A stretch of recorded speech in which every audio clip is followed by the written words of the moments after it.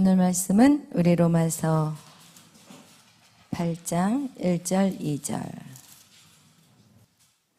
로마서 8장 우리 1절 2절 말씀 합독하겠습니다.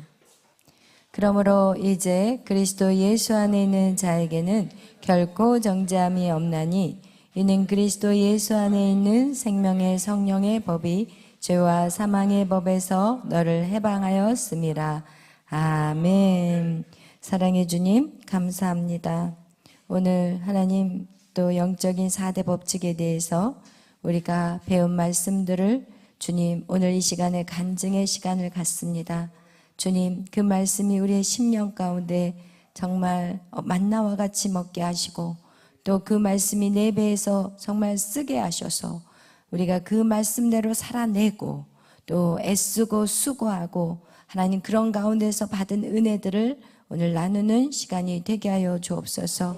하나님 말씀을 전하는 자들에게 담대함을 주시고 하나님 계속해서 말씀을 전하는 자들로 주께서 세워 주시옵소서. 감사하며 예수님의 이름으로 기도하였습니다. 아멘. 이 시간 우리 전예지 우리 자매부터 시작하겠습니다.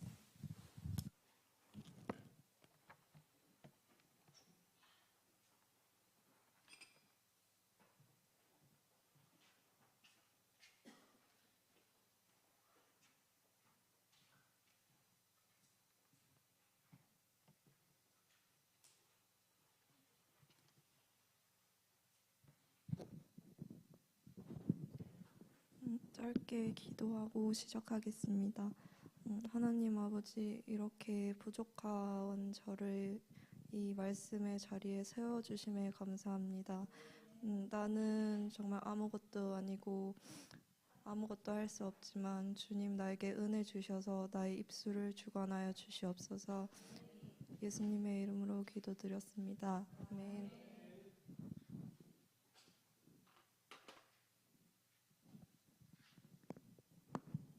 이걸로 쓰는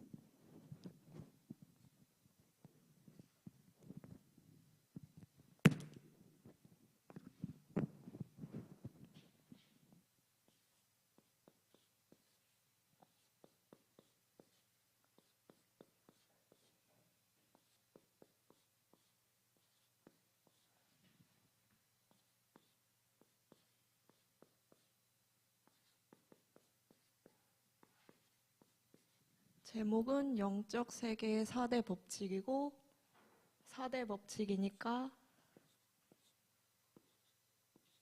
총 4가지의 법이 있습니다. 첫 번째, 성자의 법.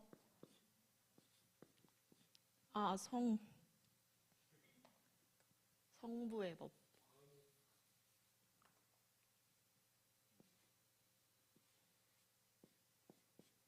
그 다음에 성자의 법.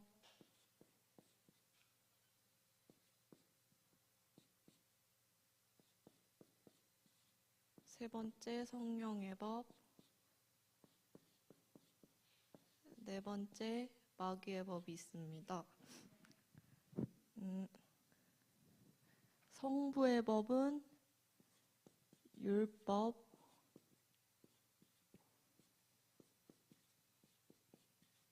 행위, 공의의 법이고, 이 성부의 법을 통해서 우리가 얼마나 죄인 되었는지를 깨달을 수가 있습니다. 율법을 보면 우리가 이 율법을 다 지킬 수 없는 존재라는 것을 알 수 있기 때문에 정말 내가 죄인이 맞구나 라는 것을 알 수가 있습니다.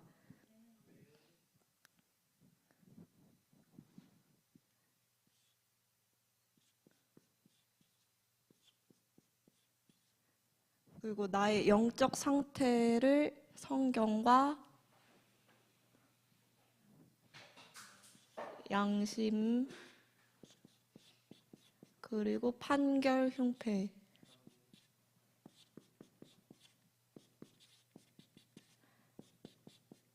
판결 흉패는 주의 종의 마음을 뜻합니다. 이것들을 통해서 우리의 모습을 거울로 비춰서 점검해 볼 수 있습니다. 네.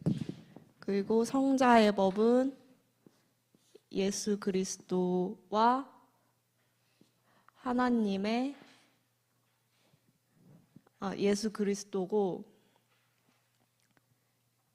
이것은 좀 보고 하겠습니다.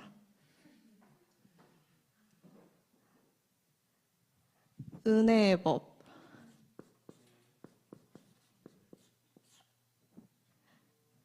여기서 중요한 것은 사면복권.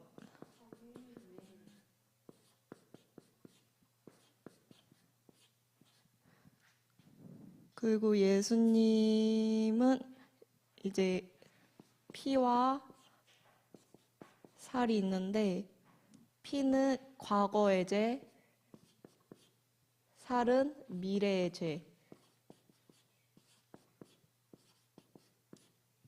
죄를 사해 주신다는 의미를 갖고 있습니다. 그리고 성령의 법은 생명의 법,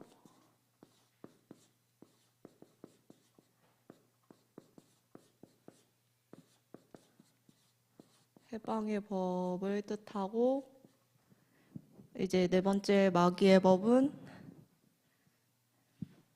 죄의 법, 그리고 사망을 뜻합니다.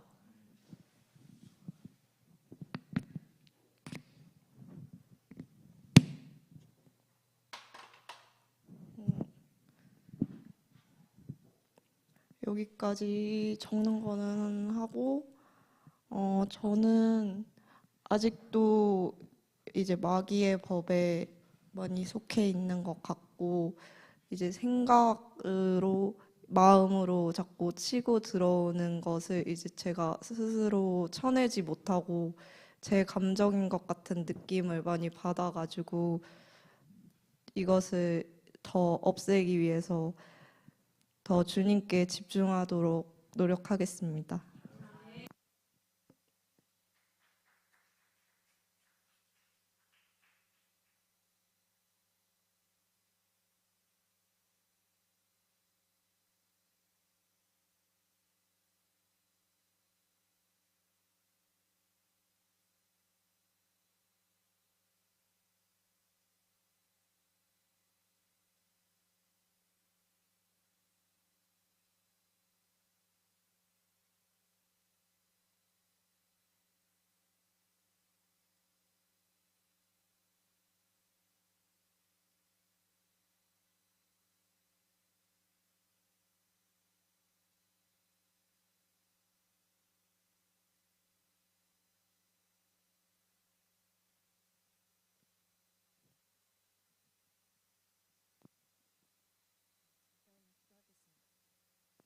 잠깐 기도하겠습니다.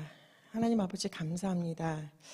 저희가 지난 한 달 동안 목사님을 통해서 귀한 말씀을 배웠습니다.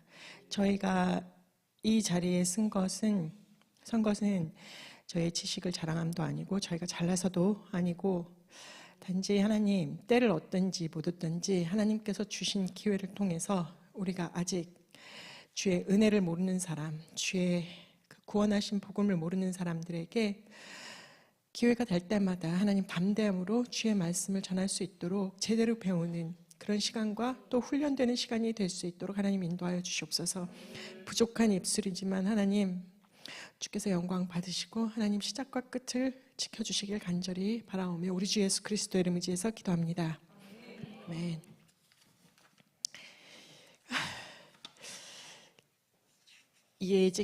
전예지 간사님이 너무 짧게 해주셔가지고 이거 어떻게 해야 될지 모르겠어요.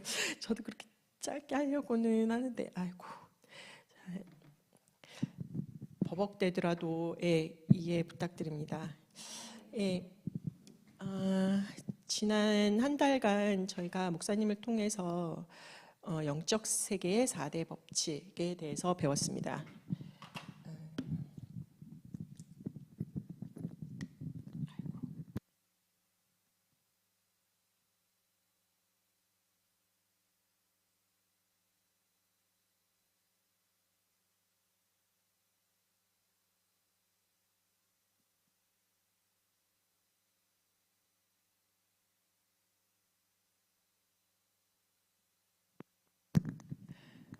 전예지 간사님이 얘기하신 대로 4대 법칙이기 때문에 4가지 법칙이 있습니다. 그래서 첫 번째는 성부의 법칙, 두 번째는 성자의 법칙, 세 번째는 성령의 법칙, 그다음에 이제 네 번째는 별로 알고 싶지 않은 법칙이긴 하지만 우리를 사로잡고 있는 마귀의 법칙입니다. 성부의 법칙은 다른 말로 하면 다른 이름은 율법이고 공의의 법이고 그다음에 뭐였지? 행위의 법.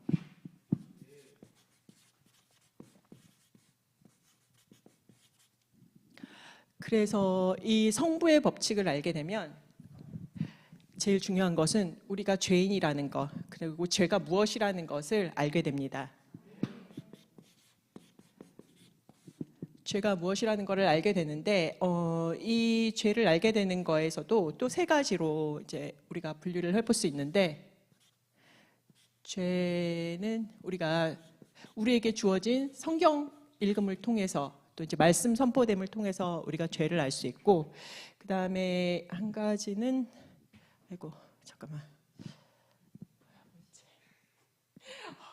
양심. 우리 본성 안에 있는 본성인 양심을 통해서 알 수 있고, 그 다음에 아까 예지 간사님 얘기하신 대로, 그 다음에 이제 구약 시대에 제사장의 에봇에 흉패 붙은 12가지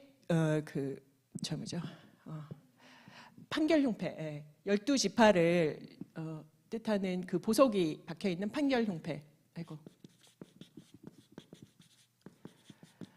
판결 흉패의 어떤 이제 상태, 반짝거리든지 뭐 빛을 잃었다든지 해서 알 수 있고, 그거를 통해서 이제 성경에서는 전쟁에 나갔다가 진멸하고, 그 다음에 하나님께 바쳐야 되는 그런 것들을 이제 아간이라는 한 사람이 자기 집에다가 자기 장막에다가 놨다가 이제 판결 흉패를 통해서 뽑고 제비 뽑다가 이제 발견되고 그 사람이 이제 진멸되죠. 그래서 이제 판결 흉패가 있습니다. 근데 이제 양심에는 우리가 선한 양심이 있고, 그 다음에 악한 화인 맞은 양심이 있습니다. 오늘 낮에 이걸 보면서 제가 이 얘기를 하려고 생각이 났는지 모르겠는데, 별로 그렇게 그 세상 뉴스는 요즘 잘 안 보는데 유튜브를 이렇게 틀었다가 어제 그 세상 얘기긴 하지만 그 SK의 최태원 회장의 두 번째 그 이혼 소송 2심에서 완전히 뒤집혀가지고 1심에서 받았던 선고보다 20배의 그런 이혼 소송 비용이랑 그다음에 이제 재산 분할까지 그렇게 뒤집혀서 판결을 받았더라고요. 제가 좀 생각을 해봤는데, 최태원 회장도 사실은 크리스찬입니다. 교회를 다닌다고 하더라고요. 근데 하필이면 자기의 지금 이혼하는 그 노소영 관장이 자기가 죄를 지어서 재판받고 그 감옥에 가 있을 때 그 아내가 그 감옥에 넣어준 성경을 보고 하나님을 믿었다고 해요. 근데 하나님을 믿은 사람이 결국에는 여기 어딨냐? 예수님이 오시기 전에 구약 시대에 모세를 통해서 하나님께서 그 10가지 10계명을 주셨는데, 10계명 중에서 보면 첫 번째 4가지 계명은 하나님에 대한 대신 계명이고, 그 다음에 이제 5번째서부터 10가지는 대인 계명이라고 해서 사람과의 삶에 있어서 사람을 대하는 계명인데, 그 중에 제일 첫 번째 계명이 부모를 공경하라. 그 다음에 간음하지 말라. 살인하지 말라. 살인하지 말라. 그 다음에 간음하지 말라. 그 다음에 이제 제일 끝에 10번째 가면은 남의 집 물건을 이제 도둑질하거나 이제 욕심내지 말라고 했는데 그 사람은 보니까 두세 가지를 다 한꺼번에 지었더라고요. 그래서 저는 그러면 교회 다니는 사람이 매주는 아니더라도 어쨌든 성경을 보고 예수님을 믿은 사람인데 어떻게 이렇게 했을까? 혹은 교회를 다닐 때 목사님은 분명히 지적을 해주지 않으셨을까? 그런 생각이 들더라고요. 만약에 우리 교회에 나왔더라면, 김은하 목사님이시라면 과연 그 꼴을 두고 보셨을까? 그 생각이 딱 들면서 그쵸, 이렇게 됐을 것 같아요. 근데 그때에도 간음하지 말라? 이혼을 안 한 상태에서 남의 여자를 훔친 거거든요. 훔치고 이혼을 하게 만들고 그 다음에 아이까지 낳고, 야, 무슨 뻔뻔한 심보로, 그리고 이제 자신이 먼저 또 이혼 소송을 했더라고요. 근데 남의 집 일을 이렇게 보면서 10가지 계명이 하나님께서는 아주 그냥 크게 10가지를 주셨지만 그 당시에도 각자 사람이 살면서 이런 일을 하는 사람, 저런 일을 하는 사람, 그리고 그 이집트에 있으면서 각자 다 200만 명 정도 넘는 사람들이 한 곳에 몰려 살지는 않았을 텐데 어쨌든 나오면서 다 뭉쳐서 나왔을 때, 그리고 홍해를 건너서 이제 40년간의 어떤 그 생활을 할 때 사람과 사람이 부딪힐 때 하나님이 주신 이 계명, 그리고 모세는 그 40년을 지나면서도 사실 그 자기 장인 이드로가 오기 전까지는 재판관의 일을 했었더라고요. 하나님 주신 계명 안에 그다음에 하나님 주신 또 지혜를 가지고 재판을 했을 텐데 그때도 똑같이 이런 일들이 무수히 벌어지고 있었구나. 하나님은 그래서 이런 법을 주셨구나. 그리고 그 법이 사실은 지금 이 세상 2000년이 아니죠. 사실은 거의 한 6000년 6천 아니고 한 5,000년 이상 지내오면서 그 법이 사실 지금의 법, 우리가 누리고 있는, 우리가 지켜야 되는, 어기지 말아야 되는, 사람과 살면서 어기지 말아야 되는 법의 근간이 되지 않았나. 그 법은, 그래서 저는 일개 어떤 재벌 총수의 이혼 소송에도 법이 적용이 되긴 하지만 그 근간에 제일 기본적인 거는 하나님의 법이구나라는 생각을 다시 한번 하게 됐습니다. 그래서 이제 이 율법을 통해서 이제 나는 철저한 죄인이라는 것을 알게 되고, 그럼으로 인해서 겸손하고 그 다음에 낮아져야 되고, 우리가 이제 죄인인 것을 깨달아 알게 되는 거죠. 두 번째 이제 성자의 법칙은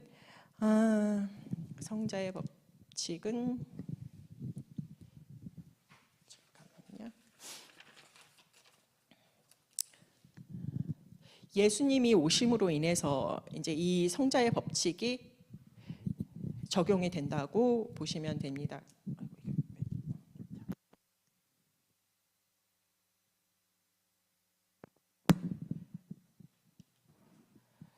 성자의 법칙은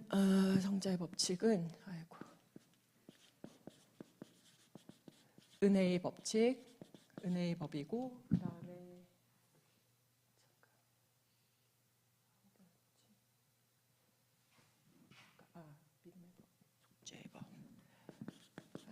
믿음의 법이고 속죄의 법입니다. 아울러 이것은 하나님께서 예수 그리스도를 하나님과 우리와의 예수 그리스도를 가운데 세우시면서 하나의 계약서 역할을 하게 하신 것입니다. 그리고 이 성자의 법은 십자가로 완성이 되게 됩니다. 이 십자가 사건으로 인해서 예수님께서 우리에게 피와 살로서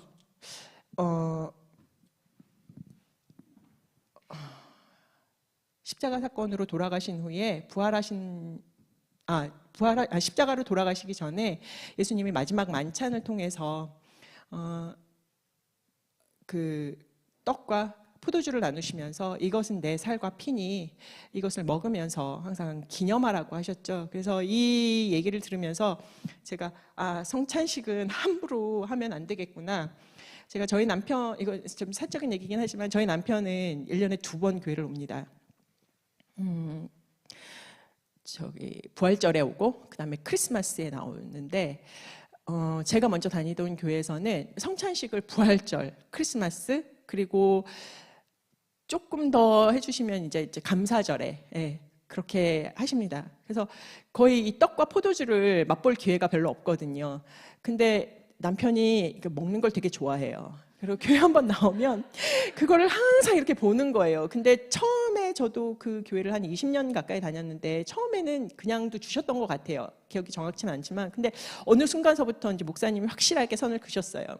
세례교인과 입교인 외에는 참여하지 마시라고. 근데 이거를 사실 김은하 목사님이 설교하신 대로 이거를 우리가 믿음에 대한 고백, 예수님을 믿는다고, 구주라고 믿는다고 믿음에 대한 고백 없이 그냥 아무런 이 의미가 모르는 채로 이걸 받아 마셨으면, 먹고 마셨으면 그게 결국은 지난번에 여기 썼는데 병이 나거나 아프거나 나중에 죽게 된다고 그렇게 설명을 하셨거든요. 이제 그렇게 목사님이 말씀하셨으면 좋았을 걸. 저는 사실 결혼하고 20년 동안 남편이 안 믿기 때문에 전 사실은 믿음보다 먼저 먹이고 그 다음에 너 이거 먹었으니까 너 이거 안 먹으면 큰일 나. 그래서 코 깨듯이 해가지고 좀 했으면 하는 바람이 있었어요. 얼마 전까지. 그리고 그게 막 서운하더라고요. 그렇게 말씀하시는 게. 근데 그 목사님은 물론 저보다 더 잘 아셨기 때문에 우리 김은하 목사님처럼 그 내용을 아셨겠지만 얘기를 한 번이라도 해주셨으면 제가 섭섭하지 않았을 텐데. 근데 그것도 이번에 이 목사님 말씀을 들으면서 제가 회개해야 된다고 생각을 했어요. 제 안에 꽁한 마음. 남편이 아직 안 나온 게 목사님 탓이겠어요? 그거 못 먹게 한다고 믿지 않는 게 아닐 텐데 그런 마음, 남에게 죄를 전가했던 거 그런 것들을 회개하게 하시더라고요. 그래서 이걸 좀 제대로 배웠었으면 오해하지 않았을 텐데 그런 생각이 들고 20년 넘게는 교회를 다녔더라도 저 같은 사람이 저 혼자뿐이지는 않을 것 같아요. 그래서 기회가 된다면 이 성찬식의 의미가 어떤 것인지 좀 배우는 기회들이 여러분들도 사실 지금 목사님 통해서 이제 알았지만 사실 모르고 그 성찬을 대하는 사람들도 많을 것 같거든요. 그래서 알려주셨으면 좋겠습니다. 그래서 십자가의 완성이고 피는 예수님이 흘려주신 피는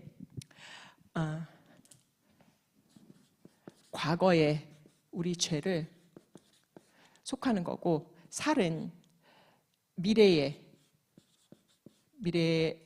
우리가 예수님을 만났지만 그럼에도 불구하고 매일매일 작게 또한 또 이게 죄인지도 모르고 그냥 스쳐 지나가는 죄들 미래의 죄까지도 하나님께서 사해 주시는 그런 능력을 가지고 있습니다.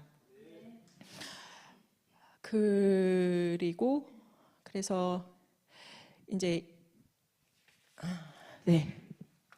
이렇게 있습니다. 그리고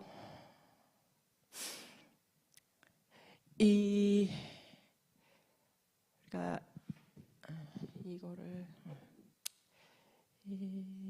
하기 전에 그 다음에 이제 성령의 법을 하면서 이제 살에 대해서 한 번 더 말씀을 드리겠습니다. 성령의 법칙은 해방의 법. 잠깐만요. 속죄법하고 해방의 법.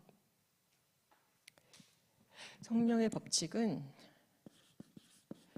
죄에서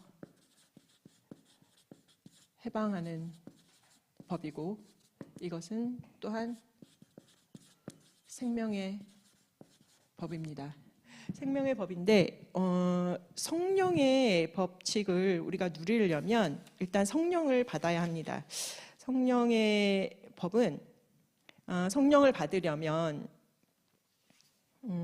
성령의 법은 또한 자아가, 우리의 자아가 깨어져서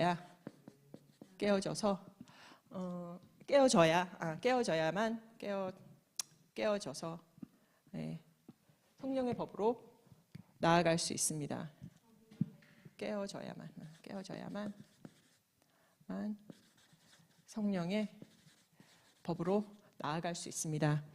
성령의 법을 받으려면 이제 기도를 해서 성령을 받지 않으면 자아가 죽지 않습니다. 그래서 예수님이 십자가로 돌아가시고 십자가를 못 박혀 죽으시고 그 다음에 이제 부활하신 후에 승천하시기 전에 12 제자를 찾아오시죠. 오시고 기도하라고 하셨습니다. 몇 날이 지나지 않아서 성령이 오실 텐데, 성령을 보낼 텐데 이제 받으라고. 근데 처음에 모였던 사람들은 사실 120 성도보다 더 많았다고 해요. 근데 그 날을 다 채우지 못하고 우리 인내하지 못하고 이제 다 흩어졌겠죠. 그래도 많은 숫자이긴 하지만 그래도 그 120 성도가 마가의 다락방에서 성령을 받았죠. 그래서 저는 이거를 보면서 지금 일주일에 한 번씩 7시간 기도를 하는데 사실 2번, 제가 4번 시도를 했고요. 첫 번째는 9시 반까지 하다가 이제 도망갔고요. 배가 아파서 배탈 난 것뿐만 아니라 배탈이 해결된 줄 알았더니 그날서부터 열로 한 2박 3일을 제가 교회를 나오지 못했어요. 뭐 목사님한테 전화도 못 드리고 문자도 못 드리고, 근데 목사님 전화 오셨더라고요. 무슨 일 있냐고. 제가 아팠습니다라고 말씀을 드렸는데, 그리고 2번째는 어쩌다가 성공을 했습니다.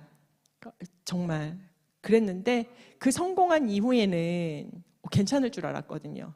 근데 제 안에 두려움이 들어오더라고요. 아프지 않을까? 근데 저는 지난번에도 여기서 기도를 나누긴 했지만 제 기도 제목은 지금 방언을 받는 거거든요. 깊이 기도를 했으면 좋겠습니다.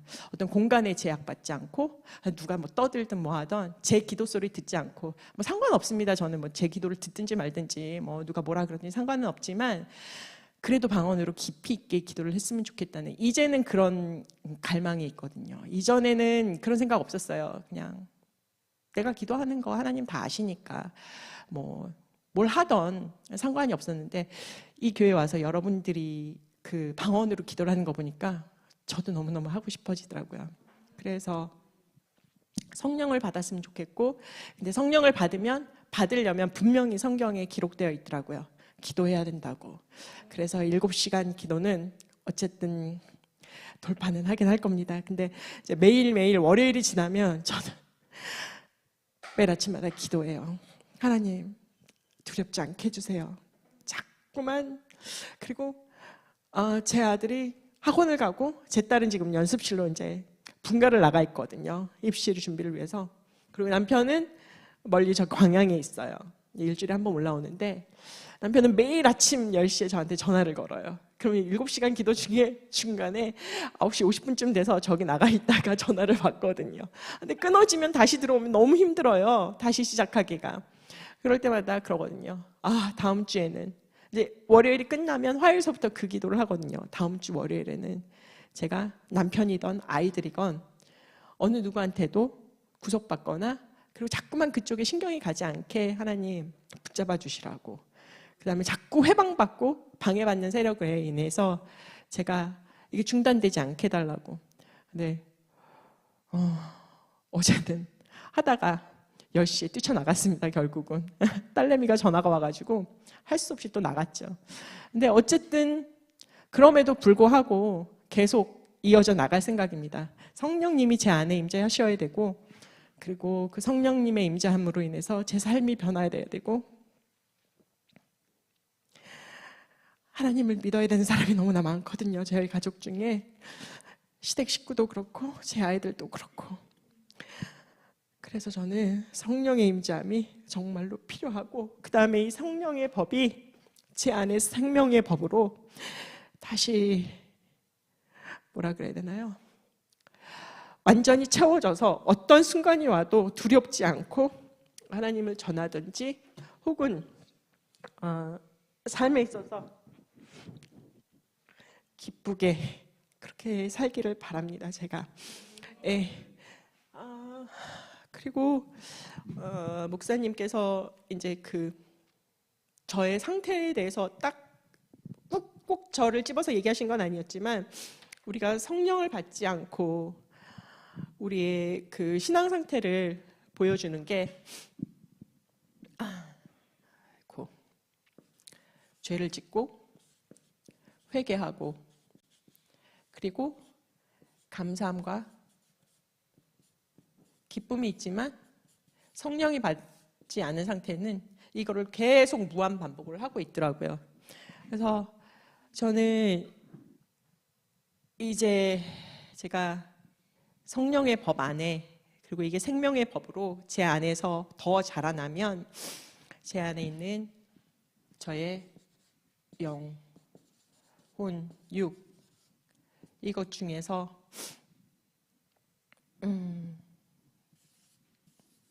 영혼육의 3분립이라고 목사님이 얘기해 주셨는데, 여기는 영, 여기는 혼, 여기는 육. 근데 사실은 이 혼이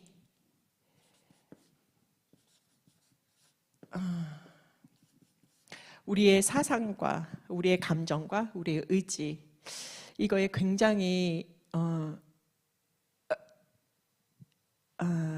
혼이 지배를 받고 있고, 그 다음에 이 지정의가 결국은 우리의 자아인데, 사실 제가 보기로는 이제 목사님 이렇게 얘기를 해주셨는데, 우리 이제 성령을 받으면 이 영의 이 조그맣던 부분이 혼을 다 채우고도 남게 되면,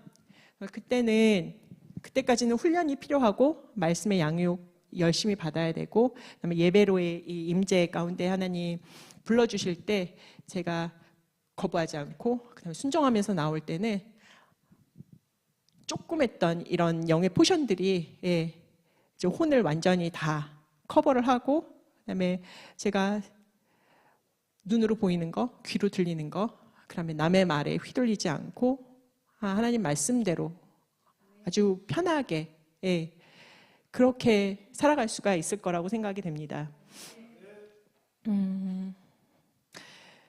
그리고 이제 성령을 받으려면 예수의 보혈, 피의 능력을 믿고 예수의 보혈을 불러야 한다고 말씀을 해주셨습니다. 그래서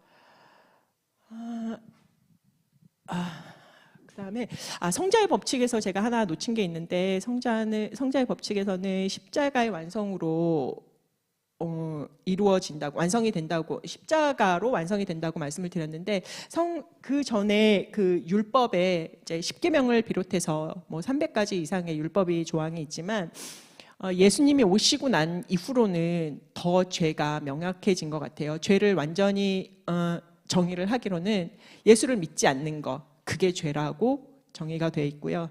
그 다음에 예수를 믿으면서도 내 죄를 자백하지 않는 것, 그거는 정말로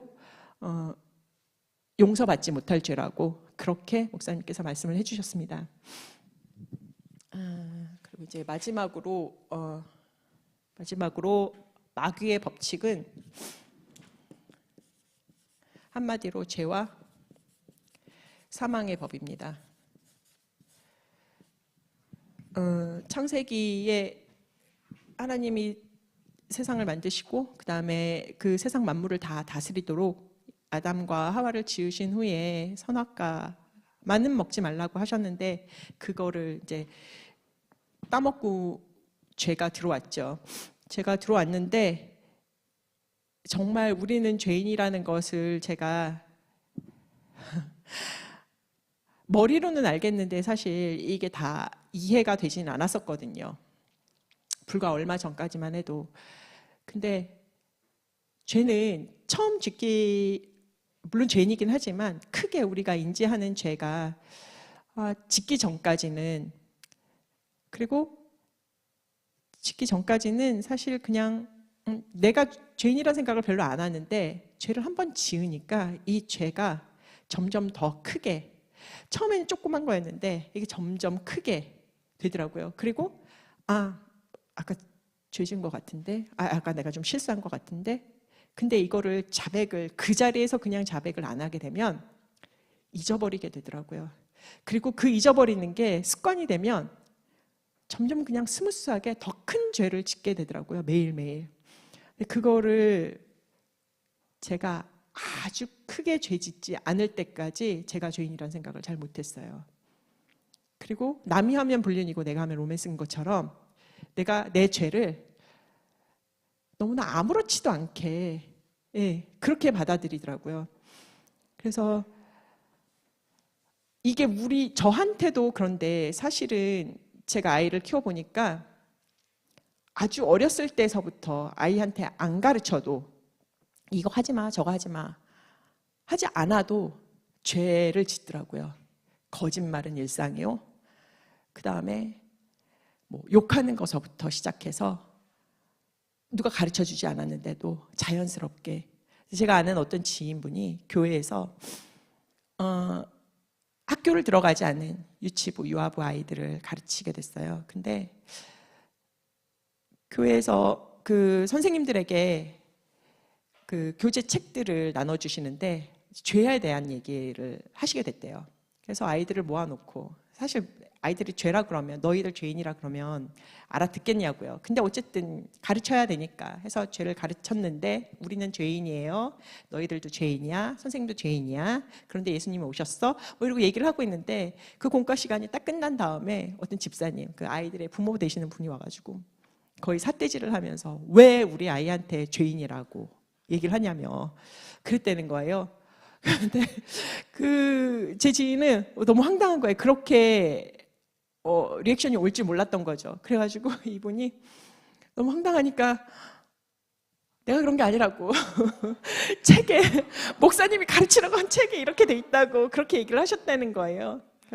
그게 생각이 나더라고요. 그래서 이걸 이렇게 배웠더라면, 집사님, 우리 아이들한테 가르치는 건 힘들지만 우리 이렇지 않아요? 라고 얘기할 수 있지 않았을까 하는 생각이 들더라고요. 그래서 정말 제가 이 한 달여 동안 배운 이 4대 법칙을 통해서 내가 죄인이라는 거, 그 다음에 성경 속에 죄에 대해서 명시하신 거, 정의를 내리신 거, 그 다음에 하나님의 법이 굉장히 심플한데 우리는 그 심플한 거를 버리고 사실은 더 말도 안 되는 거, 그런 것들을 쫓아서 살더라고요. 그래서 세상에 많은 교회가 있지만 정확하게 하나님의 법을 가르쳐 주시고 하나님의 말씀이 어떤 것인지 정확하게 가르쳐 주시는 우리 목사님, 영적 리더, 영적 멘토를 만나서 너무나 감사한 순간이었고, 그 다음에 또 늦게 들어왔지만 훈련받고 있는 여러 청년 간사님들 그리고 성도님들을 보면서 이 가운데서 기도하고 예배하고 또 말씀을 배우면서 또 매주 저는 몰랐는데, 제가 성장하고 있다는 거 누가 다른 사람이 보면 알겠죠. 근데 저는 잘 몰랐는데, 제가 처음에 왔을 때 그 우물가의 여인, 목사님 그거 하시고 이제 씨앗 하시고 이게 3번째잖아요. 근데 우물가의 여인 할 때는 매일매일 고역이었거든요. 앉아서 막 비비 꼬매서 막 허리가 돌아가고 막 어떻게 해야 될지 모르고, 맨날 똑같은 얘기를 또 반복하고, 이거 조금만 이렇게 하실 거면 아예 그냥 하루에 그냥 딱 하시지 왜 이러셨을까 그랬는데, 제가 씨앗을 딱 배우면서 이래서 그렇구나 라고 했고, 이번에는 나는 죄인이다 그런 생각을 많이 했습니다. 여튼 말이 두서없이 좀 길어지고 중언부언하고 좀 정리정돈이 잘 안 됐지만, 어쨌든 다음에는 더 나아질 거고, 그 다음에 여러분과 함께 할 수 있어서 너무나 감사하고요. 그리고 목사님 지치지 않으셨으면 좋겠고, 이상입니다. 감사합니다.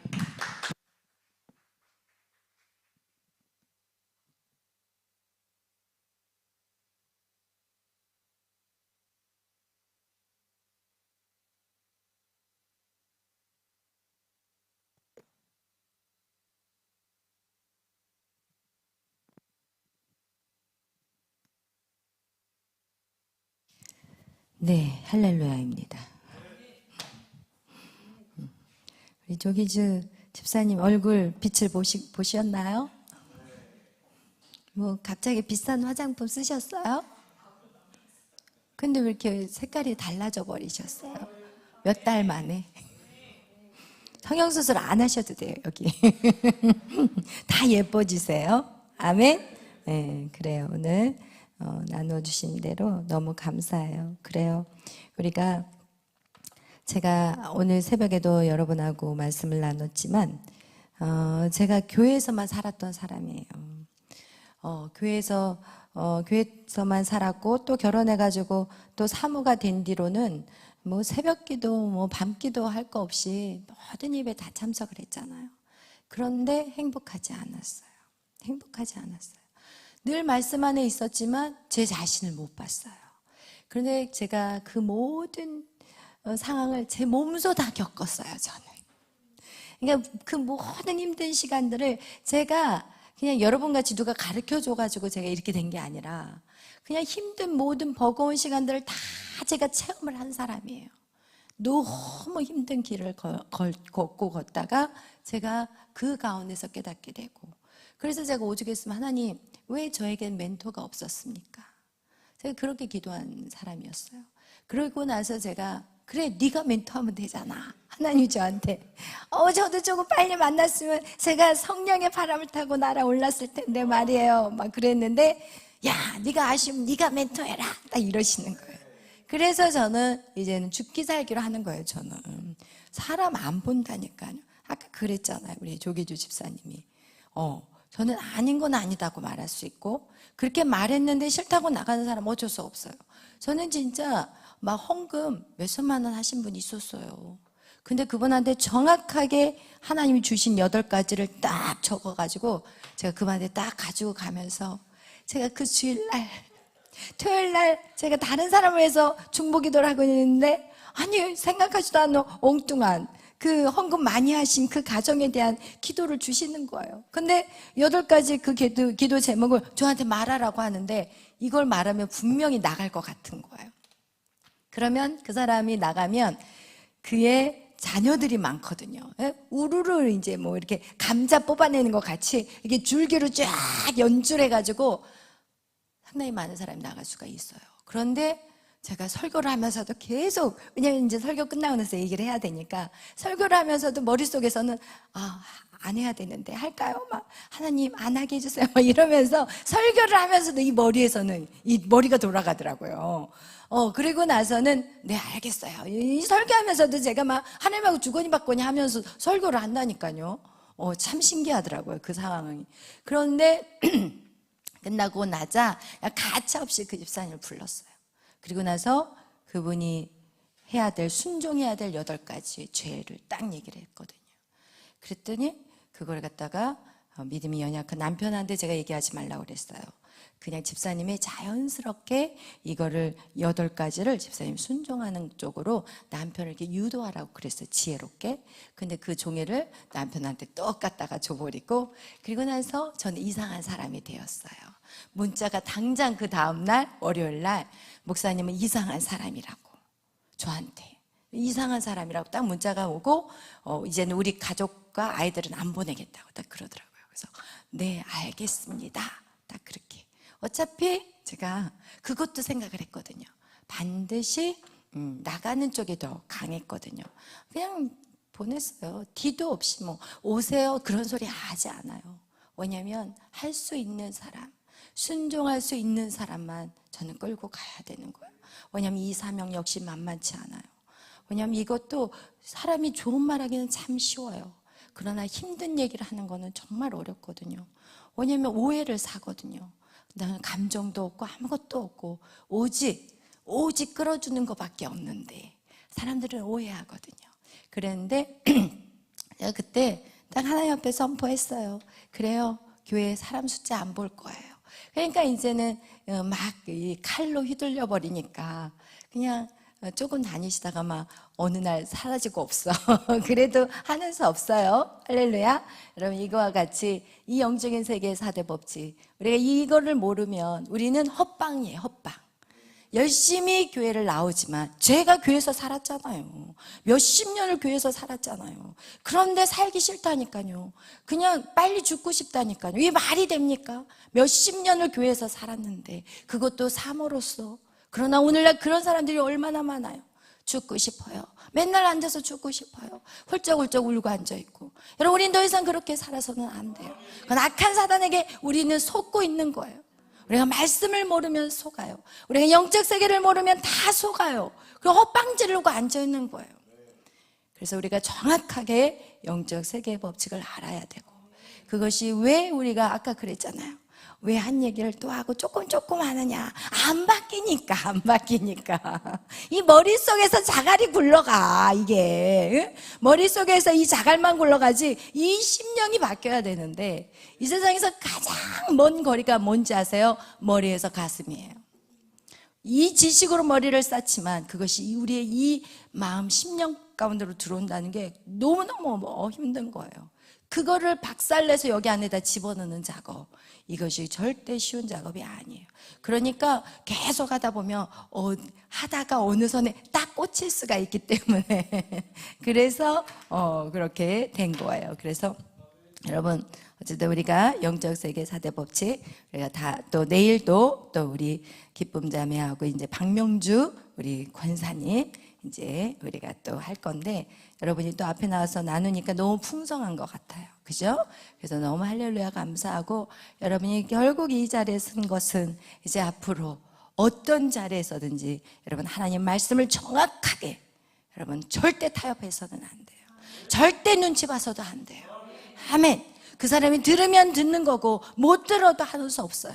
그런 여러분이 정확하게 가르치지 않으면 나중에 주님 앞에서, 우리는 백보자 심판대 앞에서 누가, 죄가 아니면 여러분이 반드시 판결을 받게 돼 있어요. 할렐루야.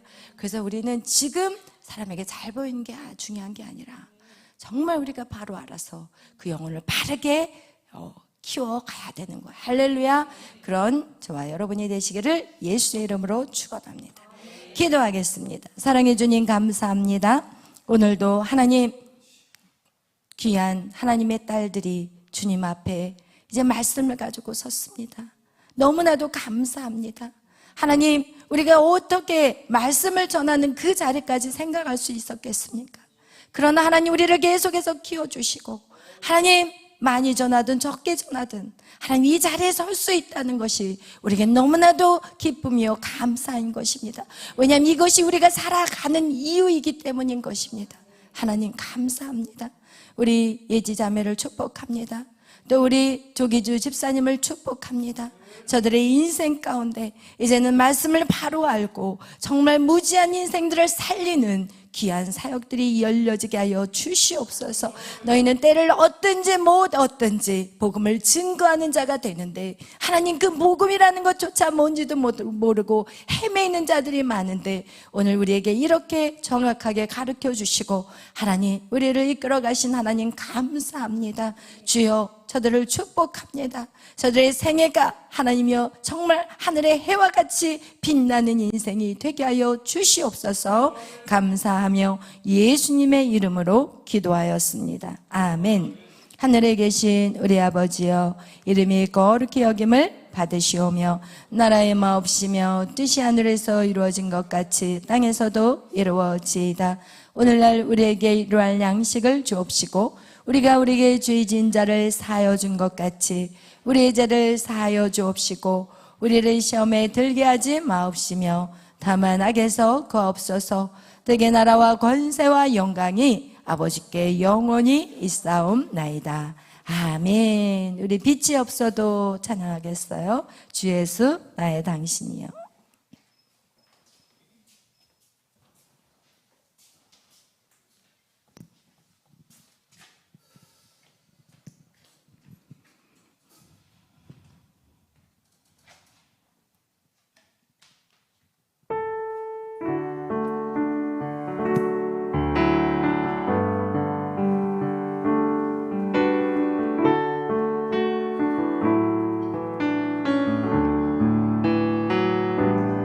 빛이 없어도 환하게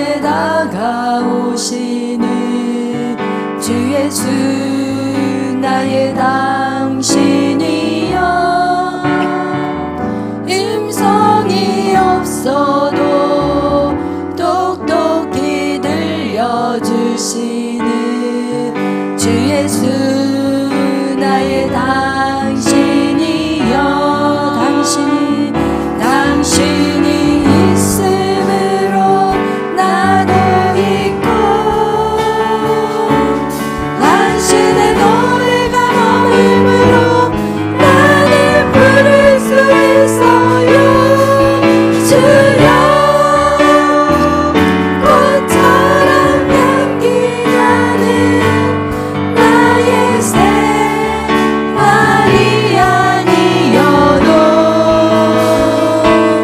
나는 당신이 좋을 수밖에 없어요 주 예수 나의 당신이여 나는 없어도 당신이 곁에 계시면 나는 언제나 있습니다 나는 있어도 당신이 곁에 없으면 나는 언제나 없습니다 당신이 있음으로 나도 있고 당신의 노래가 머물므로 나는 부를 수 있어요 주여 꽃처럼 향기 나는 나의 생활이 아니어도 나는 당신이 좋을 수밖에 없어요 주 예수 나의 당신이여 그렇습니다 내 안에 주님이 없으면 나는 살아있어도 나는 없는 것입니다 여러분 내 안에 주님이 계실 때 그때 나는 진짜 살아있는 자가 되는 것입니다 여러분 오늘 그 예수님이 여러분 안에 계속해서 더 강력하게 임할 수 있도록 여러분의 성전을 거룩히 세워 가십시오 여러분 하나하나 여러분 세상의 그 어떤 두려움도 그 어떤 것도 여러분을 막을 수 없습니다 여러분 여호와의 영광 예수 그리스도의 그 영이 여러분 안에 거하면 거할수록 여러분 정말 세상에서 담대한 자가 될 수 있습니다 여러분 어떠한 어려움이 온다 할지라도 우리는 그것을 어려움으로 바라보지 않습니다 여러분 바다에서 서핑을 잘하는 사람은 파도가 높이 올수록 그 서핑을 더 멋지게 해갈 수 있는 것입니다 여러분에게 앞에 그 어떤 것들이 여러분 정말 폭풍우가 친다 할지라도 반석이신 예수님이 여러분 안에 있기에 우리는 절대로 무너지지 않고 흔들리지 않고 요동하지 않습니다 오늘 여러분 영적 세계를 통해서 여러분 이젠 거룩한 성전이 여러분 안에 세워졌고 이제는 기도하심으로 그 성령을 계속해서 여러분 안에 세워가십시오 할렐루야 오늘 기도하실 때 주님 이 나라 민족을 위해서 그리고 교회들을 위해서 또 성전인 여러분 자신들을 위해서 이 시간 우리 나가주 주여 삼창으로 기도하며 나아가겠습니다 주여